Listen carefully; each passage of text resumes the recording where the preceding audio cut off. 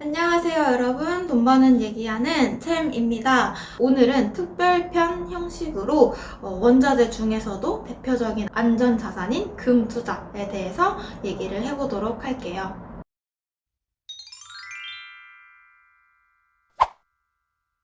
자, 우선 금과 안전자산의 개념에 대해서 간단히 정리해보고 실전 투자법에 대해서 말씀을 드릴 텐데요. 일단 여러분 최근에 코로나로 주식시장이 폭락하면서 뉴스에서도 그렇고 많은 투자자분들이 안전자산에 대해서 들어보고 찾아보셨을 것 같아요.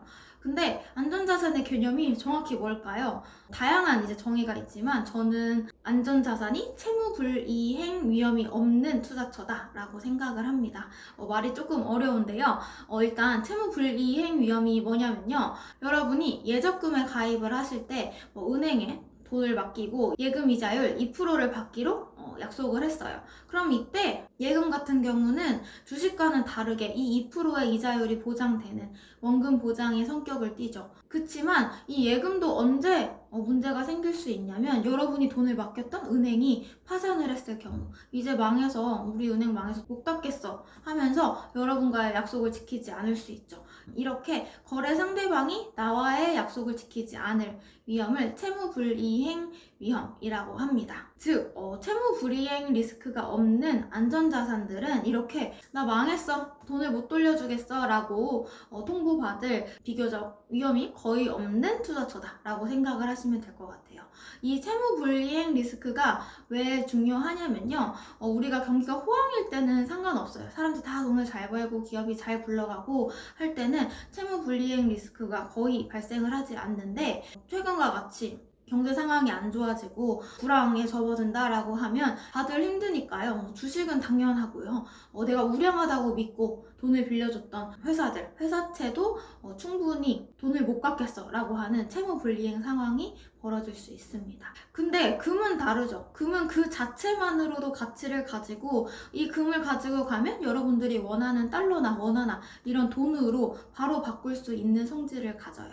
물론 금 가격도 시시각각으로 변하지만 여러분이 금을 바꾸러 갔는데 이제 더 이상 금은 화폐로 바꿀 수가 없어요. 이제 이건 아무 가치가 없는 쓰레기예요 라고 말할 위험이 굉장히 낮다라는 거죠. 그래서 보통 최근처럼 주식시장이 폭락하고 경제 위기가 오는 거 아니야? 라는 상황일수록 안전자산의 가격이 상승하게 되고 금과 같은 안전자산을 사람들이 갖고 싶어 하고 매수세가 몰려서 가격이 상승하는 그런 그림을 그리게 된다라고 생각을 하시면 됩니다.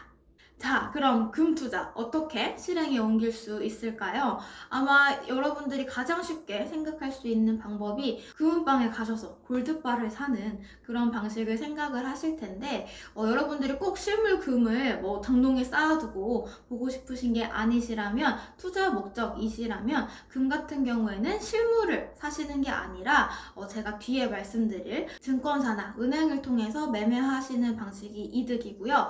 결론부터 말씀드리면 은행이나 증권사들을 통해서 금을 투자하실 수 있는 여러 방법 중에서 가장 비용적으로 이득인 방법은 KRX 금시장을 통해서 거래를 하는 방식입니다. 이 화면에서 제가 다양한 금 투자 방법을 정리를 해봤는데요. 앞에서 제가 실물 금, 골드바 같은 걸 투자하시는 건 별로다 라고 말씀을 드린 게 이 경우에는 기본적으로 부가가치세 10%가 붙기 때문에 세금 측면에서 불리하게 작용을 하고요. 그렇지 않은 이렇게 실물을 갖고 계시는 방식이 아니라 계좌를 통해서만 확인할 수 있는 방식들 같은 경우에는 은행을 통한 골드뱅킹 거래, 그리고 금 ETF나 ETN 매매를 하시는 방법, 마지막으로 KRX 한국거래소 금시장을 통해서 거래를 하시는 방식이 있는데요. 제가 다 비교해본 결과 세금 그리고 비용 측면에서 마지막 KRX 한국거래소를 통한 금시장 거래 방법이 가장 저렴했습니다. 이 KRX 금시장을 통해서 거래를 하실 때는요, 일단 세금 측면에서 유리해요. 양도소득세가 면제되고요. 이렇게 세금이 면제되기 때문에 금융소득 종합과세 대상에도 포함이 되지 않습니다. 똑같이 금에 투자하는 은행의 골드뱅킹 상품이나 금 ETF, ETN 같은 경우는 배당소득세 15.4%가 붙기 때문에 세금 측면에서 훨씬 유리한 선택지가 되고요.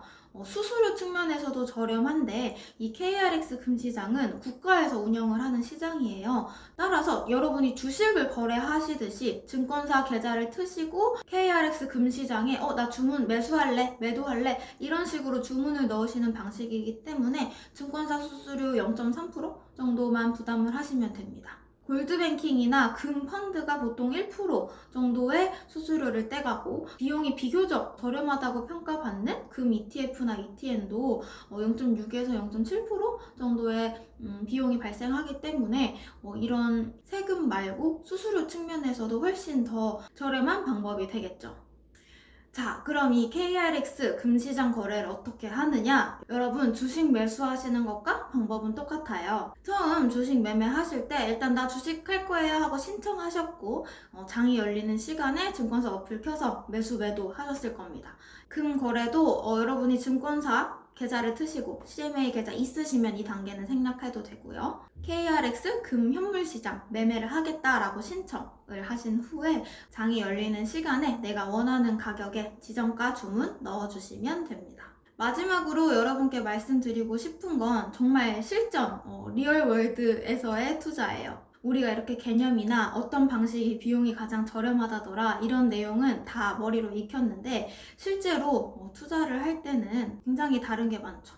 우리가 금융시장에 대해서 되게 뛰어난 안목을 가지고 있어서 글로벌 경기가 안 좋아질 것 같고 안전자산인 금이나 달러 가격이 오르겠지? 라는 생각으로 바닥에서 매수, 고점에서 매도 이런 식의 전략을 펼칠 수도 있지만 사실 시장 상황을 정확히 예측하는 건 거의 불가능에 가깝다라고 생각을 합니다. 따라서 실전 투자에서는 이렇게 타이밍을 잡아서 매수, 매도하는 게 어렵기 때문에 제가 많은 영상들을 통해서 분할 매수, 적립식 매수와 같은 방법들을 말씀을 드렸어요. 바닥을 봐서 몰빵을 해서 사는 게 아니라 어디가 저점이고 어디가 고점인지 우리가 예측하기 어려우니까 바닥을 잡으려고 하지 말고 괜찮은 투자처를 꾸준히 매수하자라는 방식인데요. 저는 이게 금 투자에도 적용이 될 수 있다라고 생각합니다.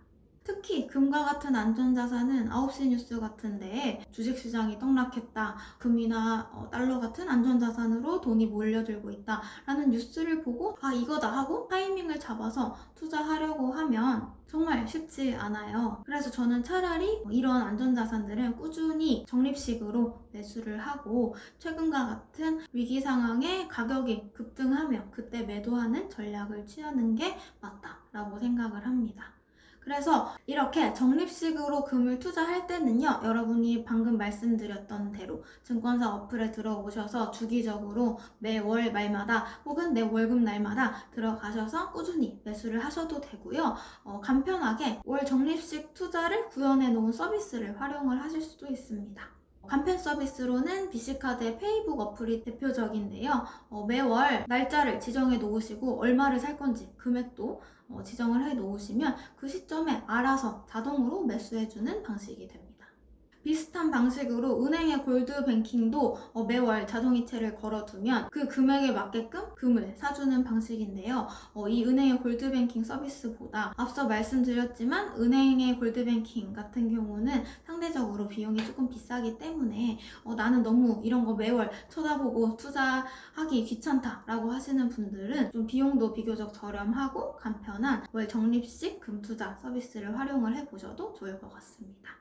실제로 제 주변에도 이렇게 꾸준히 주문 넣고 매매하는 게 귀찮아 하고 안 하다가 나중에 지나고 가격이 오르면 그때 살걸 하고 후회하는 친구들을 많이 봤었거든요. 그래서 여러분들도 조금 귀차니즘을 이겨내시고 이런 식의 편리한 서비스를 활용하시거나 직접 적립식으로 꾸준히 투자를 하시는 것도 괜찮은 방법이 될 수 있을 것 같습니다. 네, 오늘은 이제 안전자산인 금에 대해서 개념을 말씀을 드리고 투자법에 대해서 말씀을 드렸는데요. 오늘 준비한 부분은 여기까지고요. 다음에도 좋은 콘텐츠로 찾아오겠습니다.